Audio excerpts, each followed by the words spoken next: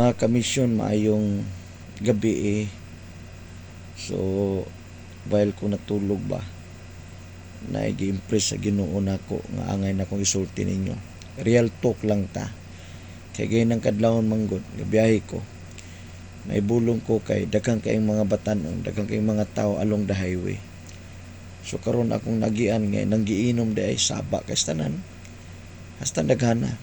So akong nasabtan di ay kay bag-ulan di nahuman ang disko tungod kay pista sa maong lugar. So talking about pista, well ato ni isgutan unta nga di mo malain di ay lang mo kasuko o masuko pod mo inyo apo ng choice.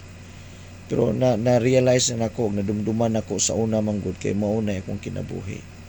So maghisgot tag pista alang nato sa una, alang nato karon sa uban no nga sagrado kay ng pista kay pista man na sa patron.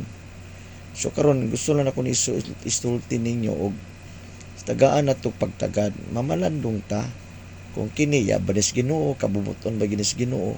Na-notice ba ninyo nga sa tibuok Pilipinas kada pista dili gyud malikayan, walay pista nga walay disco, walay pista nga walay sugal, walay pista nga walay inom, walay gubot kayo, kahilayan gyud ang naa mga kaigsunan.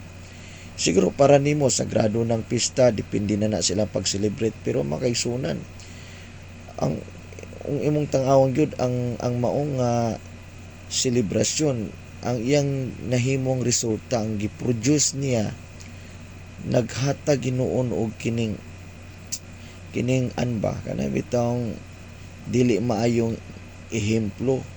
So kuming ka nga sagrado ni kay sa patron, pero makaigsunan para nako no diya man ko sa una gikan mamista manggalita, pero well umayos ko tag pista biblical man ang pista na may pista sa Bible, pero mo nagi ang celebration ba unsa ka sagrado iya ba sa Dios.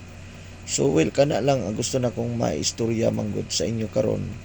Kung ikaw na may patron, inyo apo na nga celebration, pero unta makaigsunan diyan po nato kung magpista dili siro unta ana no.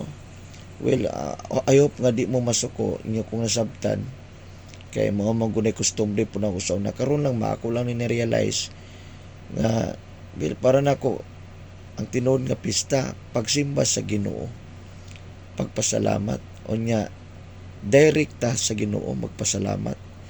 Ang purpose sa pista sa paghimaya ni Jesus. Si Jesus ang atong patron. So well ato man ang girespeto ang mga balaan, mga apostoles no, pero human naman sila, ikuha naman sa Ginoo. Sa Bible ang tinuod nga balaan gisgutan sa Bible, ang tanan man nga nagtuo ni Jesus gibalaan sila, gipasaylo, gihinluan. So munay mga balaan, ikaw pwede kang mahimong balaan kung si Kristo naghari sa imong kinabuhi, kung naay Kristo imong kinabuhi. Mga sins ta, mga balaan ta des Ginoo, kay gipasaylo ta, gilukat na ta, giluwas ta gikan sa kamatayon ni Kristo sa krus sa Kalbaryo. So kana lang mga kamisyon, at I hope nga naapod mo na kuha nasabtan po ko ninyo sa akong side. So kana lang real talk ra man ning ato karon. So kana lang, God bless you natong tanan.